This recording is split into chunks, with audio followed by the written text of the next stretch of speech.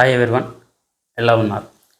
So నేను ఇదివరకు promise చేసినట్టుగా మనకి న్యూ ఇయర్ నుంచి మన ఫాలోవర్స్ లేదా ఇన్వెస్టర్స్ ఎవరైనా క్వశ్చన్ చేస్తే వాళ్ళ క్వశ్చన్స్కి ఎవ్రీ ఫ్రైడే మనం ఆన్సర్ ఇస్తామని చెప్పేసి దానికి ఈ 2024 ఫస్ట్ టైం మనం ఇలా మీ యొక్క క్వశ్చన్స్కి ఆన్సర్స్ అనేది ఒక వీడియో రూపంలో ఇవ్వడం అనేది స్టార్ట్ చేస్తున్నాము. సో ఇది మన ఫస్ట్ ఎపిసోడ్. సో ఇక మీదట మరిన్ని ఎపిసోడ్స్ మనం చేద్దామని ఆశిస్తాం. సో మనకి కొన్ని క్వశ్చన్స్ అయితే కస్టమర్స్ నుంచి వచ్చాయి. సో దానికి సంబంధించి నేను ఆన్సర్స్ ఇవ్వబోతూ ఉన్నాను. అయితే ఇప్పుడు మీరు మొదటిసారి ఈ వీడియో చూస్తూ ఉన్నా లేదా మన ఛానల్కి వస్తూ ఉంటే రియల్ ఎస్టేట్ ఇన్వెస్ట్మెంట్ రిలేటెడ్ మీకు ఎటువంటి డౌట్స్ క్వశ్చన్స్ ఏవైనా ఉంటే మీరు మా వీడియో కింద కామెంట్లో మెన్షన్ చేయొచ్చు. అయితే మీరు మీ క్వశ్చన్ అడిగేటప్పుడు #SS రియల్టీ అడ్వైజర్ అని మెన్షన్ చేయండి. చాలామంది ఆ స్పెల్లింగ్ సరిగ్గా మెన్షన్ చేయట్లేదు. ఒకసారి ఆ స్పెల్లింగ్ కూడా నేను చూపిస్తూ ఉన్నాను.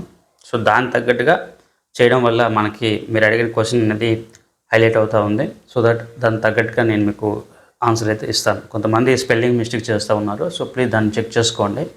#SS realty adviser. అండ్ మీ క్వశ్చన్స్ వచ్చేసి జనరల్గా ఇన్వెస్ట్మెంట్ లేదా మార్కెట్ డైరెక్షన్ దానికి సంబంధించి అడిగితే బాగుంటుంది. ఈ లీగల్ పాయింట్స్ పాలిటిక్స్ సంబంధించి అడగకపోవడం మంచిది. మీరు ఎక్కడ ఇన్వెస్ట్మెంట్ చేస్తే బాగుంటుంది లేదా ఇన్వెస్ట్మెంట్ డెసిషన్ ఏ విధంగా తీసుకోవాలి, మీ గోల్ ఎలా ప్లాన్ చేసుకోవాలి, అలాంటి టాపిక్ సంబంధించి మీరు క్వశ్చన్స్ చేస్తే మేము తప్పకుండా దాన్ని సెలెక్ట్ చేసి మీకు ఆన్సర్స్ ఇవ్వడానికి ట్రై చేస్తాము. మోరోవర్ ఇదివరకు మీరు మా ఛానల్లో కానీ వీడియోస్ కానీ చూడకపోతే ఒకసారి మన ఛానల్లో కంటెంట్ చూడండి. ఇంచుమించు ఇలాంటి కంటెంట్ మీకు బయట దొరకదు. ఆ కంటెంట్ మీకు నచ్చితే డెఫినెట్లీ ఛానల్ సబ్స్క్రైబ్ చేసుకోవడం వల్ల మీరు ఫ్యూచర్లో మా నుంచి వచ్చే మరిన్ని వీడియోస్ మీకు ముందుగా నోటిఫికేషన్ ద్వారా వస్తుంది. సో దట్ మీరు మరింత ఎడ్యుకేట్ అవుతారని నేనైతే ఆశిస్తూ ఉన్నాను. 2024లో మార్కెట్ ట్రెండ్స్ ఎలా ఉంటాయో దానికి సంబంధించి కూడా నేను రీసెంట్గా ఒక వీడియో చేశాను. మీలో ఎవరైనా ఒకవేళ చూడకపోతే ఆ వీడియోని తప్పనిసరిగా చూస్తారని నేను రిక్వెస్ట్ చేస్తా ఉన్నాను. ఎందుకంటే 2024లో మార్కెట్ ఎలా ఉంటుందని చెప్పి నేను డీటెయిల్గా అందులో చెప్పడం జరిగింది. మరో విశేషం, మీరు ఒకవేళ క్వశ్చన్స్ అడిగినా అడగకపోయినా ఈ వీడియోని చివరి వరకు చూడడానికి ప్రయత్నం చేయండి. ఎందుకంటే ఈ వీడియోలో నేను డిఫరెంట్ పాయింట్స్ డిఫరెంట్ ఏరియాల నుంచి లీగల్ ఇన్వెస్ట్మెంట్స్ ఇలా డిఫరెంట్ ఏరియాల నుంచి సెలెక్ట్ చేసిన క్వశ్చన్స్ అనమాట. సో మీరు ఒకవేళ క్వశ్చన్ అడగకపోయినా కూడా ఈ కంటెంట్ చూడడానికి ప్రయత్నం చేయడం వల్ల డెఫినెట్లీ మీ టైంకి అయితే ఒక వాల్యూ అయితే వస్తుంది. డెఫినెట్లీ మీరు లాస్ట్ వరకు చూడడానికి ట్రై చేయండి. సో ఈ వీడియోని లాస్ట్ వరకు చూడడం వల్ల మీరు మరింత ఇన్ఫర్మేషన్ గ్యాదర్ చేయగలుగుతారు. అయితే మన ఫాలోవర్స్ అడిగిన క్వశ్చన్స్ దానికి తగ్గ సమాధానం నేను చెప్పే ముందు మీకు ఒక 2 క్వశ్చన్స్ నేను అడగదలుచుకున్నాను. ఒకటి, ఎవరైతే ఇదివరకు లాస్ట్ 3-4 ఇయర్స్లో ఇన్వెస్ట్మెంట్ చేస్తూ ఉన్నారో లేదా లాస్ట్ 3-4 ఇయర్స్లో మీ యావరేజ్ CAGR లేదా రిటర్న్ ఆన్ ఇన్వెస్ట్మెంట్ ఎలా ఉంది? బాగుందా, బాగోలేదా, 25% కన్నా ఎక్కువగా ఉందా? సో ఒకవేళ 25% కన్నా బెటర్ CAGR ఉంటే అది ప్లీజ్ కామెంట్లో మెన్షన్ చేయండి. అండ్ ఇంకో సెకండ్ క్వశ్చన్, 2024లో హైదరాబాద్ మార్కెట్ ఎలా ఉంటుందని మీరు అనుకుంటున్నారు? సో అది కూడా మీరు కామెంట్ చేయండి. దాంతోపాటు ఫార్మాసిటీ దాని మీద మీ అభిప్రాయాన్ని కూడా మీరు తెలియజేయండి. ఎందుకంటే నేను నా అభిప్రాయం తెలియజేస్తాను. సో మీ అభిప్రాయం తెలుసుకుని దానికి ఏ విధంగా మనం సరైన జస్టిఫికేషన్ చేయగలమని చెప్పి కూడా నేను ప్రయత్నం చేస్తాను. సో వీడియోలోకి వెళ్దాం.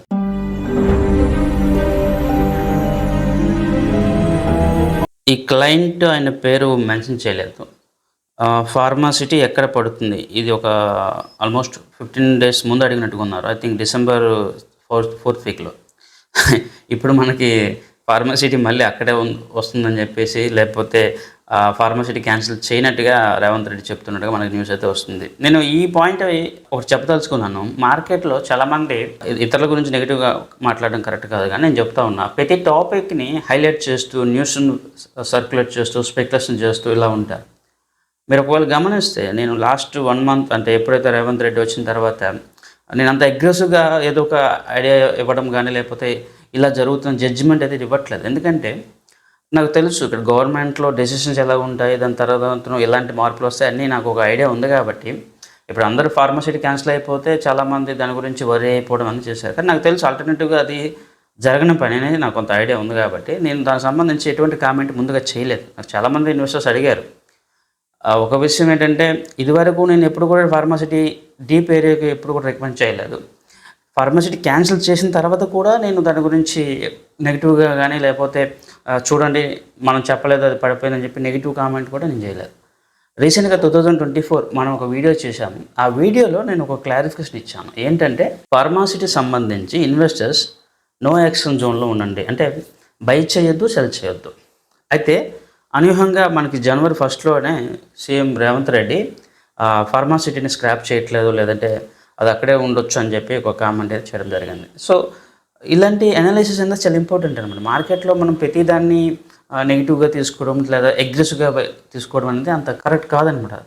సో అనాలిసిస్ అనేది మనం డిఫరెంట్ ఏరియాల నుంచి తీసుకోవాలని చెప్పి నేను డిఫరెంట్ టైమ్స్లో మీకు చెప్పడం జరిగింది. సో ఇప్పుడైతే ఫార్మాసిటీ ఏదైతే వాళ్ళు మొదటి నుంచి ఉన్నారో అదే ఏరియాలో కొనసాగుతుందని అనుకుంటాం, కానీ స్టిల్ దాని ప్రాబ్లమ్స్ అయితే దానికి ఉన్నాయి. సో అందుకోసం అని చెప్పేసి నేను ఫార్మాసిటీ సంబంధించి ఎవరైతే ఇన్వెస్ట్మెంట్ చేశారో వాళ్ళు అక్కడే హోల్డ్ చేసుకోండి, ప్రాబ్లం లేదు.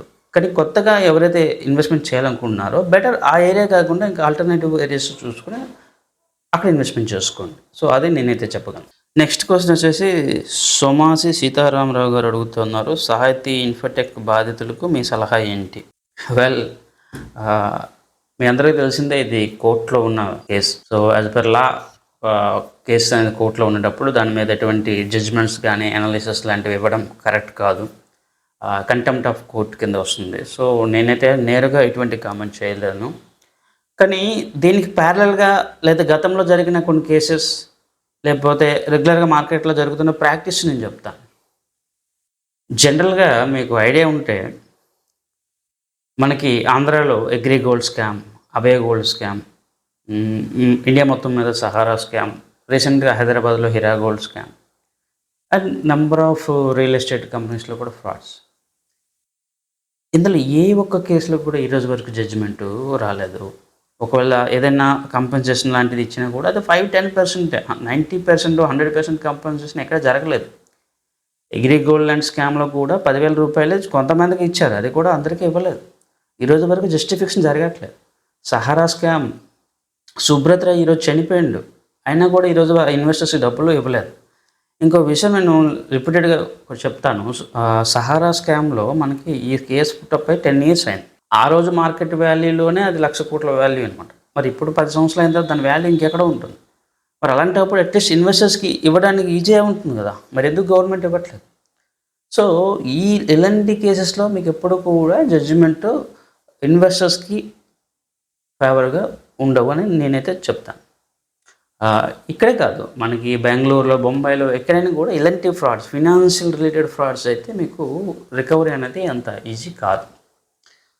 యాజ్ పర్ లా ఒక థింగ్ ఉంటుంది ఏంటంటే, ఒకవేళ గోల్డ్ థెఫ్ట్ అయితే ఎక్కడున్నా కూడా ఎలా ఉన్నా కూడా రికవరీ అయిపోతుంది. క్యాష్ ఫ్రాడ్ జరిగినా, క్యాష్ చీటింగ్ జరిగినా, లేకపోతే హ్యాకింగ్ జరిగినా ఆ క్యాష్ రికవరీ అనేది అంత ఈజీ కాదు. అది లీగల్గా ఉన్న ఒక complication system and real time కూడా. ఫర్ ఎగ్జాంపుల్, ఒక వ్యక్తి ఆ డబ్బులు తీసుకెళ్ళి వేరే ఒక కార్ కొనుక్కున్నాడు, లగ్జరీ కార్. 1 year తర్వాత ఆ లగ్జరీ కార్ 50% డిస్కౌంట్లోనే అమ్ముతాడు. మరి 50% ఏమైనంటూ? అట్లనే వీళ్ళు ఏం చేస్తారు, జనరల్గా ఇక్కడ ఈ డబ్బులు తీసుకెళ్ళి వేరే దగ్గర ఎక్కువ డబ్బులు ఇచ్చి ల్యాండ్ కొనుక్కుంటారు, లేదా ఒక అసెట్ కొనుక్కుంటారు. సో అవతల పార్టీకి ఆ విధంగా బెనిఫిట్ వస్తుంది. రేపు కేసు పుటప్ అయ్యి ఫైలింగ్ అని అయినా కూడా అది రికవరీ చేయడం అనేది లీగల్గా కాంప్లికేషన్ ఉంటుంది. కానీ మీకు గోల్డ్ థెఫ్టింగ్లో అట్లా కాదు. గోల్డ్ థెఫ్టింగ్లో వాళ్ళు ఎవరికి అమ్మినా కూడా అక్కడి నుంచి గోల్డ్ వాళ్ళు రికవరీ చేసుకుంటారు. ఇది జనరల్గా కోర్టులో జరుగుతున్న మ్యాటర్ అనమాట. సో ఇప్పుడు ఈ మ్యాటర్లో నేను మాట్లాడాలంటే అది మీకు బాధ పెట్టినట్టుగా ఉంటుంది, కానీ వాస్తవం అదే. ఇలాంటి కేసెస్లో రికవరీ చేయడం అనేది అంత ఈజీ కాదు. దీనికి సంబంధించి నేను కొన్ని టిప్స్ కూడా ఇచ్చాను. ఇలాంటి ఫ్రాడ్స్ జరిగేటప్పుడు కేసులు లేదా కోర్టు చుట్టూ తిరిగే బదులు కేసు కాకముందే బెటర్గా ఏదో ఒక డీల్లో సెటిల్మెంట్ చేసుకోవడం అనేది బెస్ట్ థింగ్. సెకండ్ థింగ్, ఒకవేళ ల్యాండ్ అనేది ఒకవేళ ఉంటే, అంటే ఏం జరిగింది సెకండరీ, ఆ ల్యాండ్ తీసుకొని ల్యాండ్ డెవలప్మెంట్ చేసుకోవడం అనేది బెస్ట్ థింగ్. అంతేగాని మళ్ళీ డబ్బులు రికవరీ అవుతుందంటే నాకు తెలిసి అది అంత ఈజీ కాదు. ఈవెన్ చాలా పెద్ద పెద్ద కంపెనీలు కూడా ఇబ్బంది పడి ఉన్నాయి. మరోవారు ఇది రెరా రెగ్యులేటెడ్ కంపెనీస్ అయితే కొన్నిసార్లు అది ఛాన్సెస్ చాలా ఎక్కువగా ఉన్నాయి, రికవరీ అయితే చాలా బెటర్గా అవుతుంది. కానీ రెరా రిజిస్ట్రేషన్ లేని కంపెనీస్ని మనం ఏం చేయలేము. మరోవర్ మీకు ఒక పాయింట్ నేను చెప్పాలి. ఏదైతే ఆంధ్ర తెలంగాణలో అగ్రి గోల్డ్ స్కామ్ జరిగిన సందర్భంలో చాలామంది సెబీకి అడిగారు అనమాట. SEBI, security exchange board of India, ఈ అగ్రిగోల్డ్ ఫ్రాడ్ చేసింది, మీరు వచ్చి యాక్షన్ తీసుకోండి అని చెప్పి సెబీకి చెప్తే సెబీ వాళ్ళు ఒకటే స్టేట్మెంట్ ఇచ్చారు, ఈ అగ్రిగోల్డ్ మా నుంచి లైసెన్స్ తీసుకోలేదు. సో మా నుంచి లైసెన్స్ తీసుకుంటేనే మేము యాక్షన్ తీసుకుంటాము. మా నుంచి లైసెన్స్ తీసుకోలేదు కాబట్టి అది మా రెస్పాన్సిబిలిటీ కాదు, అది స్టేట్ సిఐడి లేకపోతే other government other legal body వాళ్ళ యొక్క రోల్ అవుతుంది తప్ప సెబీ నుంచి ఎటువంటి యాక్షన్ ఉండదని చెప్పి వాళ్ళు చెప్పారు. ఇంకో బెస్ట్ ఎగ్జాంపుల్, సహారా లాంటి పెద్ద స్కామ్లో సహారా వాళ్ళది ఒక మ్యూచువల్ ఫండ్ ఎంటిటీ కూడా ఉంది. సహారా మ్యూచువల్ ఫండ్లో ఆ ఇన్వెస్టర్స్కి జడ్జిమెంట్ లేదా సెటిల్మెంట్ అనేది చాలా ఫేవరబుల్గా బెటర్గా అయిపోయింది. కానీ సహారా కోఆపరేటివ్ బ్యాంకు లేకపోతే ఇంకొక వేరే వాటిలోకి వెళ్తే అంత ఈజీగా వాళ్ళకి సెటిల్మెంట్స్ కానీ రికవరీ కానీ జరగలేదు. సో మనం ఇప్పటికైనా తెలుసుకోవాల్సింది ఏంటంటే ఇన్వెస్ట్మెంట్ చేసేటప్పుడు మరింత జాగ్రత్తగా ఉండడం. తర్వాత నేను ఇంకోటి కూడా గమనిస్తూ ఉన్నాను, చాలామంది ఇన్వెస్టర్స్ గతంలో ఒక తప్పు జరిగింది, ఇకనైనా దాన్ని ఒక లెసన్గా ఒక దీనిగా తీసుకొని మరింత బెటర్గా ఉండాలి తప్ప దాన్ని తలుచుకుని ఇది అవ్వడం అనేది కరెక్ట్ కాదు. రెండోది, చాలామంది ఇన్వెస్టర్స్ ఇంకోటి గమనించాను, రివెంజ్ మోడ్ అనమాట. అక్కడ లాస్ అయిపోయింది కాబట్టి లాస్ట్ ఇంకో దగ్గర రికవరీ చేద్దామని చెప్పేసి రివెంజ్ మోడ్ కూడా చేస్తూ ఉన్నారు. ఒక ఇన్వెస్టర్ 3 సంవత్సరాలు ఒక దగ్గర ఇన్వెస్ట్మెంట్ చేసి ఆయనకి 0 రిటర్న్ వచ్చింది, అసలు కూడా ప్రాబ్లంలో ఉంది. అదే ఇన్వెస్టర్ మా దగ్గరికి వచ్చి మీరు 2 ఇయర్స్లో 100% రిటర్న్ వరకు తీసే కెపాసిటీ మీకు ఉంది, మీరు 100% కాదు 200% రిటర్న్ మాకు ఇవ్వండి అని చెప్పి నాకు అడగడం జరిగింది. 2 ఇయర్స్లో 100% రిటర్న్ ఇవ్వడం అనేది చాలా ఎక్కువ, కానీ 100% కాదు 200% కావాలని తను అడుగుతూ ఉన్నాడు. సో ఇది రివెంజ్ మోడ్ అనమాట. అక్కడ లాస్ అయ్యాను కాబట్టి నేను అది ఇక్కడ రికవర్ చేయాలనుకుంటున్నాడు. కానీ అలాగా ఎప్పుడైతే రిస్క్ చేస్తాడో ఆ రిస్క్ ఇంకెక్కువయ్యి ఇది కూడా ప్రాబ్లంలోకి పడుతుంది అనమాట. అంటే నేను ఇక్కడ చెప్పదలుచుకున్నది ఏంటంటే అక్కడ లాస్ అయ్యారు కాబట్టి దీన్ని ఎలాగైనా రికవర్ చేద్దామని చెప్పేసి మళ్ళీ ఇంకొక తప్పు చేయొద్దని చెప్పి నేను చెప్తా ఉన్నాను. లాస్ అయ్యింది, దాన్ని ఎవరు కూడా రికవరీ చేయరు, దాని నుంచి మీరు బయటకు వస్తేనే బెస్ట్ థింగ్. సెకండ్ థింగ్, ఇక మీదటైనా ఒక మంచి వేలో ఇన్వెస్ట్మెంట్స్, ఒక మంచి వేలో గైడెన్స్ తీసుకోవడం అది నేర్చుకోవాలి. సో కోర్టు పరంగా కేసెస్ పరంగా మనం మాట్లాడకూడదు.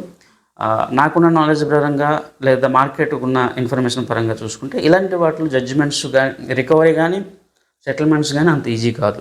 మరోవర్ మనకి న్యూస్ మీడియాలో ఉన్న న్యూస్ చూస్తే డిసెంబర్లో సాహితీ నుంచి ఈడీ వాళ్ళు ఒక 150 కోట్ల వరకు రికవరీ చేయగలిగారని చెప్పి ఒక పాయింట్ ఉంది. ఇదే ఈడీ 2023 జనవరి మార్చ్ టైంలో సాహితీ వాళ్ళ ఫ్రాడ్లో 1500 కోట్ల వరకు ఫ్రాడ్ ఉంది అని చెప్పి చెప్పడం జరిగింది.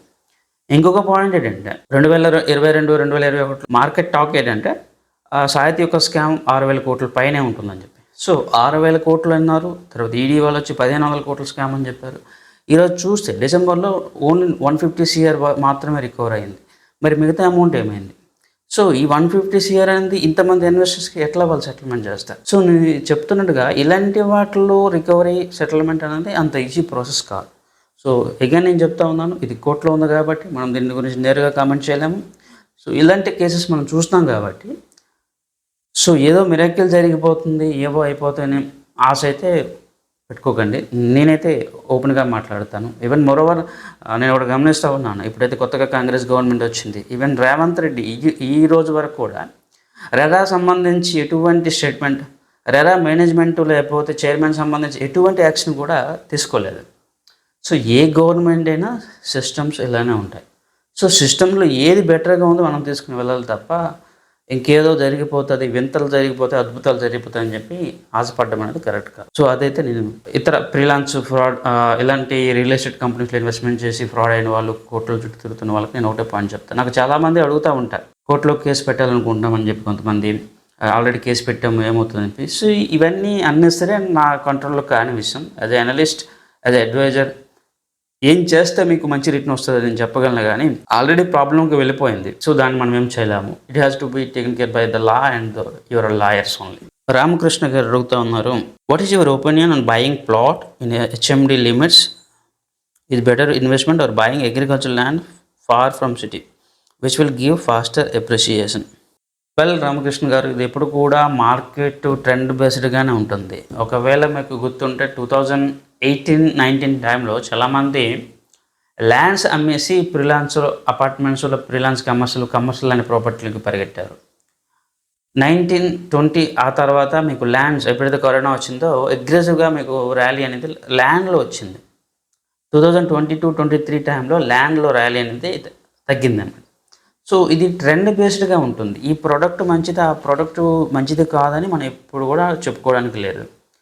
ఈవెన్ ప్లాట్‌లో కూడా కొన్ని ప్లాట్‌లలో 2014 నుంచి 19 మధ్యలో ప్లాట్‌లో రిటర్న్స్ బాగొచ్చాయి.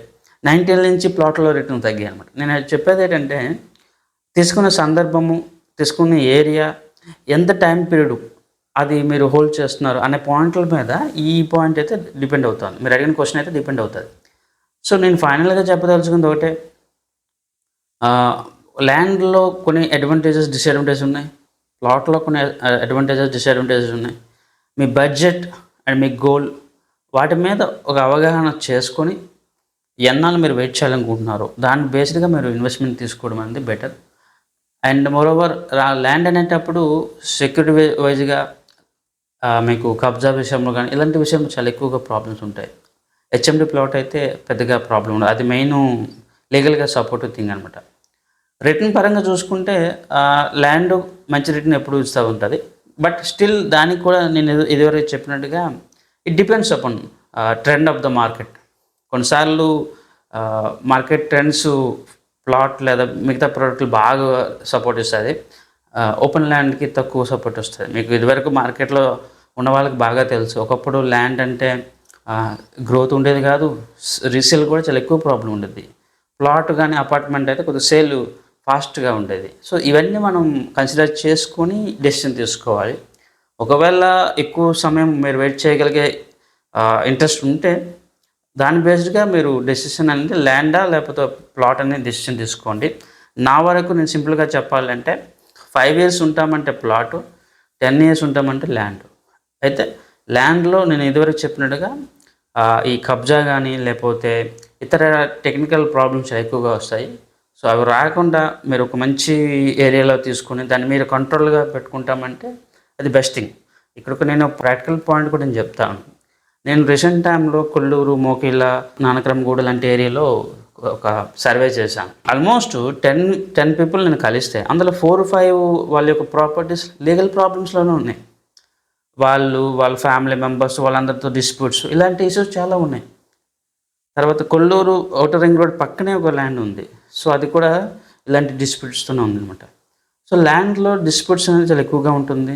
తర్వాత మీకు తెలిసే ఉంటే కౌలు రైతుకి ఇస్తామన్నమాట ల్యాండ్. కౌలు రైతు ఎదురు తిరగడానికి అవకాశం ఉంటుందన్నమాట. సో కౌలు రైతుకి ఒకవేళ మనం ఇస్తే అగ్రిమెంట్స్ అనేది చాలా షార్ట్ టర్మ్కి రెన్యూవల్ అవుతూ ఉండాలి. వీళ్ళనుంటే ఆ రైతుని మనం 2 సంవత్సరాలకి 3 సంవత్సరాలకి మారుస్తూ ఉండడం మంచిదన్నమాట. ఒకవేళ ఎవరైనా కౌలు రైతు అదే ల్యాండ్లో ఒక 10 years కన్నా ఎక్కువ సమయం ఉన్నాడు అనుకోండి, డెఫినెట్లీ అది రేపు ప్రాబ్లం అవుతుంది. ఎందుకంటే గచ్చిబౌలి, కొండాపూర్ లాంటి ప్రైమ్ ఏరియాలో కూడా కౌలు రైతుకి ల్యాండ్ ఓనర్కి చాలా ఇష్యూస్ జరుగుతున్నాయి అన్నమాట. సో ఇవన్నీ మనం కన్సిడర్ చేసి ఇన్వెస్ట్మెంట్ డెసిషన్ తీసుకోవడం అనేది మంచిదని నా ఉద్దేశం అనమాట. ఇక్కడ 2 యూజర్ నేమ్స్ ఉన్నాయి. నాకు పేరు కొద్దిగా రాంగ్ ఉంది. మహేష్ గారు ఒకరు, జానా గారు సంథింగ్. వీళ్ళిద్దరు అడిగేది ఒకటి common question. Srisailam route up to Kandukur ఒకరు, కల్వకుర్తి సో ఎలా ఉంటుందని చెప్పి అడుగుతూ ఉన్నారు. ఇది యాక్చువల్లీ ల్యాండ్ పరంగా మనం 2021-22 టైంలో ఎక్కువగా రికమెండ్ చేసిన ఏరియా శ్రీశైలం కానీ ఇబ్రహీంపట్నం ఆ ఏరియా కూడా మంచి రిటర్న్స్ ఇచ్చాయన్నమాట. సో ఇప్పుడున్న సిచ్యువేషన్స్లో మరోవర్ మనకు తెలిసిందే ఫార్మసిటీ గంటకో మాట పూటకో మాట గవర్నమెంట్ నుంచి మనం వింటూ ఉన్నాం. సో ఇలాంటి సిచ్యువేషన్స్లో ఆ ఏరియా అంత రికమెండబుల్ ప్రోడక్ట్ కాదు. మీరు దానికి ముందు అంటే నేను చెప్పేది తుక్కుగూడ, ఆదిబట్ల ఈ 2 రోడ్స్కి మధ్యలో ఔటర్ రింగ్ రోడ్ నుంచి ఒక 4 to 7 kilometers రేడియస్లోనే ఏదైనా ఇన్వెస్ట్మెంట్ ప్లాన్ చేస్తే irrespect of market trends, irrespect of government మీకు ఇక్కడ స్టేబుల్గా ఉంటుంది, రీసేల్ కూడా బాగుంటుంది అండ్ రెసిడెన్షియల్ గ్రోత్ కూడా బాగుంటుంది. ఇప్పుడు మీరు చూస్తే అమంగల్, కందుకూరు ఇవి ఎప్పుడు ఫార్మసిటీ రావాలా, ఎప్పుడు ఇదంతా డెవలప్మెంట్ కావాలా, డెవలప్మెంట్ అయినా కూడా దానిలో ఏదో పెద్ద రిటర్న్స్ వస్తాయని చెప్పి ఎక్స్పెక్ట్ చేయడం అనేది ఇప్పుడున్న ప్రైసింగ్, ఇప్పుడున్న సిచ్యువేషన్ బట్టి కరెక్ట్ కాదు. ఇప్పుడున్న సిచ్యువేషన్ బట్టి మన stable growth rate 20%, 15% growth rate ఉన్నా చాలు.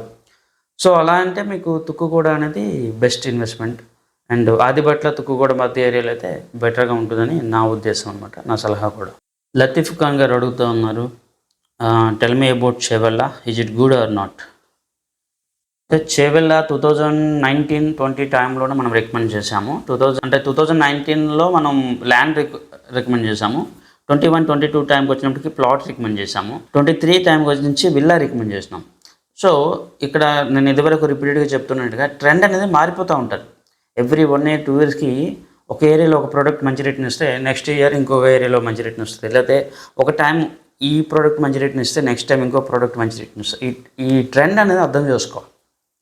సో ఇప్పుడు ల్యాండ్స్ రేట్లు బాగా పెరిగాయి, ఓపెన్ ప్లాట్లు మంచి రేట్లు బాగా పెరిగాయి. సో గ్రోత్ అనేది డెఫినెట్లీ స్లో డౌన్ అవుతుంది. నో మ్యాటర్, ఇక్కడ మనం తెలుసుకోవాల్సింది, యాక్సెప్ట్ చేయాల్సింది, నో డౌట్ చేవెళ్ళ అనేది హైదరాబాద్లో one of the hotspot and best ఏరియాగా నెక్స్ట్ 4-5 yearsలో మారుతుంది. దానికి సంబంధించి నేనే చాలా వీడియోలో రికమెండ్ కూడా చేశాను. అయితే ఈరోజు ఇన్వెస్ట్మెంట్ చేయండి, 1 yearలో డబుల్ అయిపోద్ది, ట్రిపుల్ అయిపోద్ది అని ఎస్పెక్ట్లో నేను ఎప్పుడు కూడా చెప్పను. ఇప్పుడున్న సిచ్యువేషన్ బట్టి చేవెళ్ళ అనేది మీకు 3-4 years వెయిట్ చేస్తే 100% రిటర్న్ అయితే ఇస్తారు. అది ఎంటైర్ హైదరాబాద్లో బెస్ట్ అయితే ఉంటుంది. సో మీరు 4 years వరకు వెయిట్ చేయగలుగుతానంటే చేవెళ్ళలో ప్లాట్ ప్లాన్ చేసుకోండి. అయితే ఇప్పుడు చాలా పెద్ద బిల్డర్స్ కానీ చిన్న బిల్డర్స్ అయినా కూడా అక్కడ స్క్వేర్ యార్డ్ 35,000 రూపాయలకి అమ్ముతూ ఉన్నారు. సో అంటే హెచ్ఎండి ల్యాండ్ అయితే మీకు 35,000 స్క్వేర్ యార్డ్ మినిమం ఉంటుంది అనమాట. వీళ్ళుంటే జీపీ లేదా ఎల్ఆర్ఎస్ ల్యాండ్లు తీసుకోండి, రెసిడెన్షియల్ ఏరియాలో ల్యాండ్ తీసుకోండి. అంతేగాని ఈ జియో 111 ఏరియాలో చాలామంది అనుకుంటున్నట్టుగా తీసుకోండి, మళ్ళీ 5 yearsలో గవర్నమెంట్ మీకు ఇచ్చేస్తుందని చెప్పి చాలామంది నేను సోషల్ మీడియాలో కానీ యూట్యూబ్లో కానీ చూస్తూ ఉన్నాను. వాళ్ళకి ఏదో ఆడియన్స్ కావాలి లేదా ఫాలోవర్స్ కావాలని చెప్పి తప్పుడు అడ్వైజ్ ఇస్తూ ఉన్నారు. సో నేను ఎప్పుడు కూడా అడ్వైజ్ ఇచ్చేది, మీకు ఎక్కడ అమౌంట్ ఇమీడియట్గా లిక్విడేషన్, అంటే మీరు ఈరోజు కొన్నారు ప్రాపర్టీ, రేపు అమ్మాలంటే మీకు అది ఈజీగా ఉండాలి.